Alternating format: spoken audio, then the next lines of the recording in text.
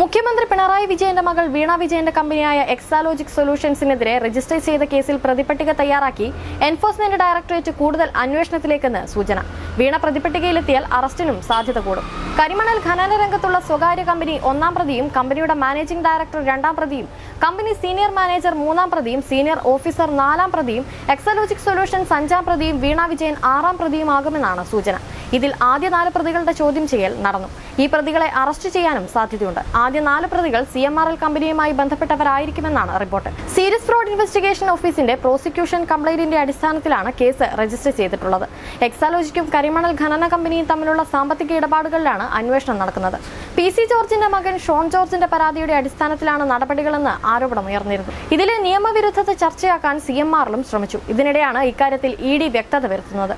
എക്സാലോജിക്കിന് കൈമാറിയിട്ടുള്ള തുകകൾ സംബന്ധിച്ച് തൃപ്തികരമായ വിശദീകരണം ലഭിക്കാത്തതിനാൽ കള്ളപ്പണ ഇടപാടായാണ് മാസപ്പടിയെ കാണുന്നത്. സംസ്ഥാന വ്യവസായ വികസന വകുപ്പ് ഉദ്യോഗസ്ഥർ, രജിസ്ട്രാർ ഓഫ് കമ്പനി ഉദ്യോഗസ്ഥർ എന്നിവരെയും ED മൊഴിയെടുക്കാൻ വിളിച്ചു വരുത്തും. അതേസമയം പ്രതികളാകാൻ സാധ്യതയുള്ളവർ അറസ്റ്റ് ഒഴിവാക്കാൻ നീക്കം തുടങ്ങി.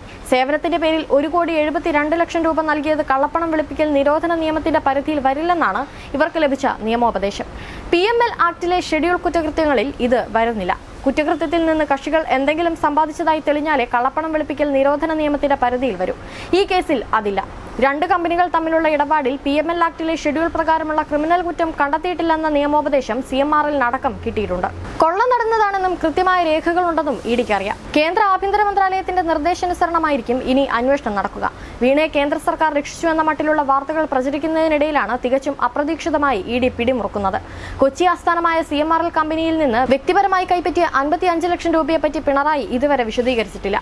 ഇരു കമ്പനികളും തമ്മിലുള്ള ദുരൂഹ ഇടപാടുകളെപ്പറ്റി അന്വേഷിക്കുന്നതിന്റെ ഭാഗമായി കർണാടക കമ്പനി രജിസ്ട്രാർ മൊഴി രേഖപ്പെടുത്തിയപ്പോഴാണ് ഈ ചോദ്യത്തിൽ നിന്ന് വീണ ഒഴിഞ്ഞു മാറിയത്.